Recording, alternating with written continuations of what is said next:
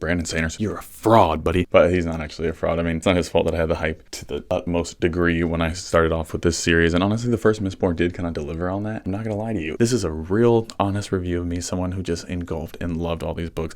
I loved the powers. I thought it was very unique and cool how they were all kind of based on different metals and elements. And basically you can push, you can pull, you can do different types of mind manipulation. You get sense enhancement, you get strength enhancement. It's kind of like a large overview summary. If you've never read it, it's really amazing. The world's immersive, lots of world building, a lot of hard fantasy magic rules. It's very cool. You're going to find lots of different characters that provide different elements, different ways that you can kind of let your imagination run wild. Worth a read, I would definitely say. The whole story with Vin being the main character, you know, how am I going to relate to like a scrawny 16-year-old girl? Like, I'm not really in that demographic. However, I did. I got into that mindset. I got into her cognitive situation. I was there. He did a great job with that. He also created Kelsier, who's probably one of the coolest characters I've witnessed. That is something that I have to also give him his credit for. And really, this review is probably going to be a gleaming review up until we get to basically the end of Era 2, where I have a lot of gripes, a lot of unhappiness, really, a lot of resolution that I wish I would have got. But, you know, who am I to say? Like, you're the author. Maybe you're going on some crazy Sanderland that I'm not ready for. Because the thing is, I'm not going to sit here, I'm not going to read all your other 27 books,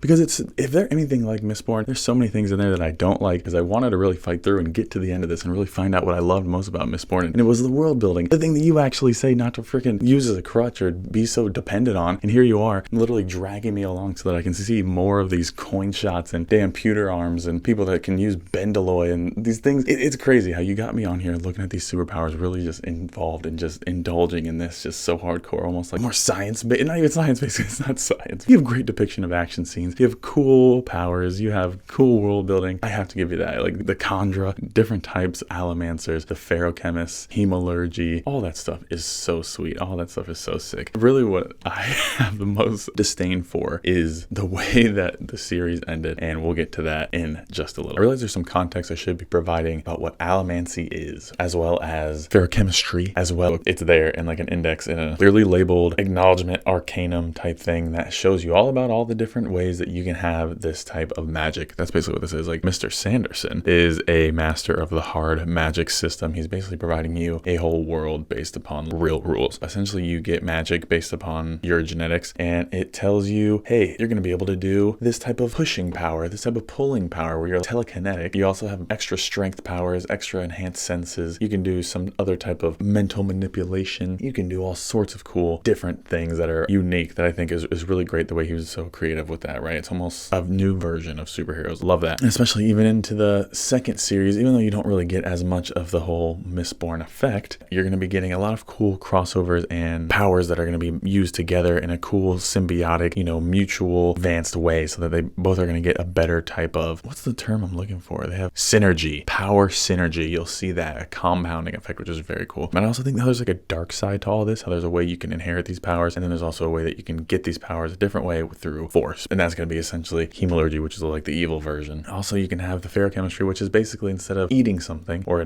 taking something in like you do with the other two, right? You're taking something in order to get these powers. What you're doing is having your own power that you already have, and you're storing it for later. Really cool how they get into the details of that. I'll let you find out all about this, but it's awesome if you're into these kind of power levels and these super abilities, and how there's different versions of it. It's very, very cool, and there's kind of almost a science to it that you can kind of get really stuck into the dark depths of, because it's like so detailed, and I appreciate that part of the story for sure. Digressing back to the beginning, right? We have the story of Vin, this character that's just a little disgusting street rat, worthless piece of junk, and she's basically a god tier human being by the end of this series, and I'm so happy for her. She deserves it. She deserves every bit of that, because she was just treated like absolute dog dookie for the first part of her life. She ends up finding this romance. How Brandon Sanderson doesn't get too deep into the romance, right? I don't need all these details. I don't need the details. I understand how it works, right? I know the birds and the bees. I took that class. I don't need you to get too deep into it in these stories, right? I prefer the way that he describes it, which is, you know, not too graphic. I don't need any of that. So if you're into the, you know, the dirty, disgusting, raunchy romance, this probably isn't for you, right? This probably isn't for you. You're probably going to be interested in a different kind of story. You need one that's a little bit more R-rated, right? Let's say this is PG-13, if you would. Still great story, honestly, top notch for the majority of it. The first three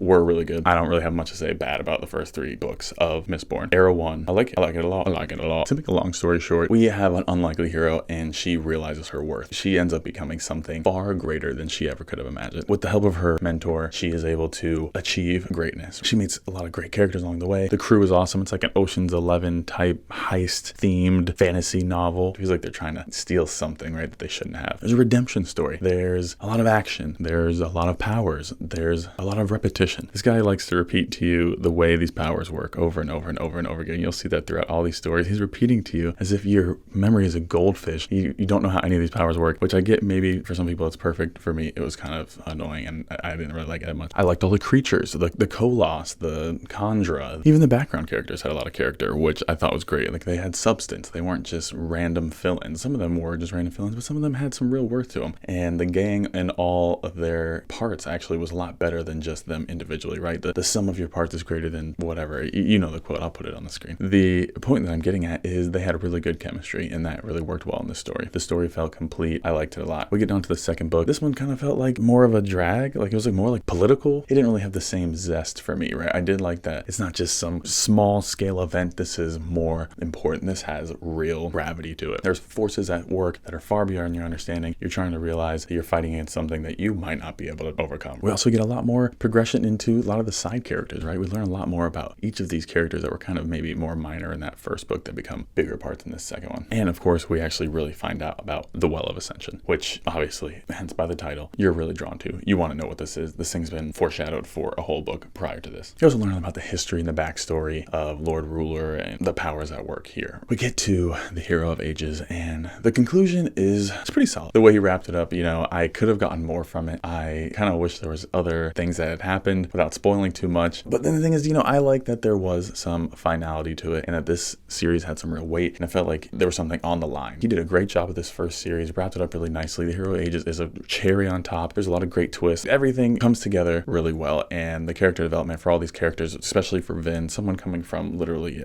garbage to what she becomes, it's incredible, right? It's very impressive. You gotta respect her journey. And also for Elend, you're a top-notch guy. Breeze, Sazed, everybody comes through shining in the end, and I love it. I wish there was more of it, honestly. I wish there was more of the original trilogy. I wish he would just have expanded on that. I read all of them, right? I read all these books. I binged this. I was really into it.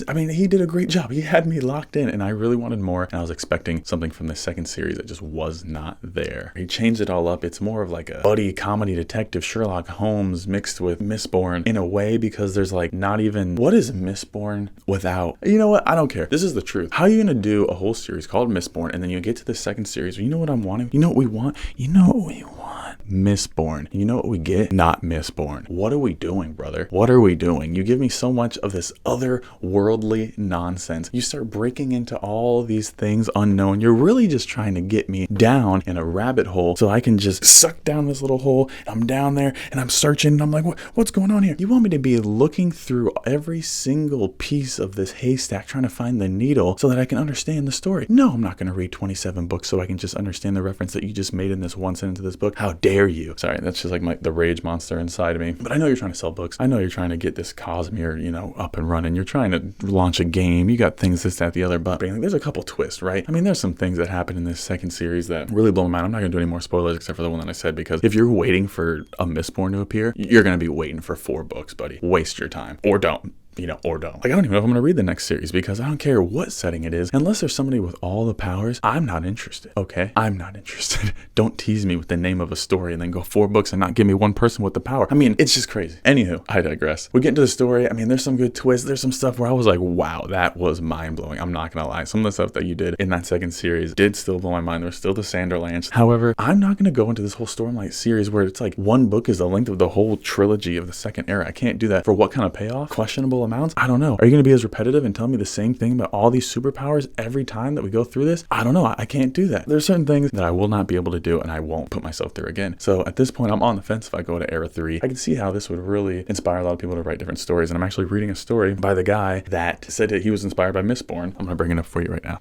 I just started this bad boy right here. The Shadow of What Was Lost. He said he was directly inspired by Brandon Sanderson after reading Mistborn, so I think I'm going to like this because, I did like Mistborn. I'm not going to lie to you. There was some real drama occasionally, but it was not enough for me to feel like there was something on the line most of the time. Most of the time, I just feel like I was reading because I was like, maybe something really exciting will happen next. Maybe it'll be a really cool fight scene. Maybe it'll be something that's really epic. But it's like the way that you really executed the first series and you provided so much action and so much great detail to the way that these guys fought and the way that they're such experts in combat. And there's only one dude that's really as masterful with his combat, which would be Waxillian in the second series. I mean, there's other people that have really cool abilities that are compounding. Like, that's a really awesome thing. I wish you would go more into that. Hopefully it's in the era 3. If I even dive into that era, I would really love to see more compounding, more hemalurgy. I want to know more about that. Really did enjoy most of it. I like there's different cultures. There's Terrace people. I want to know more about the Terrace people. There wasn't a lot of that in the second series here. So also I wanted to mention, there's kind of like a shallow story, right? It's like you don't get as much from it as you would from maybe like the 5th season, or if you're reading like Brave New World, or if you're reading 1984, if you're reading Crime and Punishment, right? Those are stories that kind of transcend entertainment. Those stories give you philosophical and life moral understanding, right? I'm not saying there wasn't moments where you're like, damn, way to go, Brandon. But for the majority of the time, you're feeling like this is just for entertainment, right? This is like a really drawn out comic book, but it's fire. It's really good. It's great. I like it. And I would read it again. I probably will read the first series again, but I just don't know if I'm going to get into that 3rd series, right? I don't know if you want me over, because the way that you did that second one, it just was not for me. And this is kind of like a love letter to you, Brandon. So however you want to take this, don't take it at all. Hopefully you see this. That'd be epic. Anyways, nothing to respect, but those are just my gripes about the second series. The first one was masterful. Second one was, but it was still, I can still read every single book. It's more so, I just wish that there had been more deepness to it, more characterization. Like, I feel like the characters were kind of flat. Like, I feel like there wasn't anybody that really grew except for Steris, which is crazy because I really hated her at the beginning, and you made her really likable by the end. So that's awesome. Why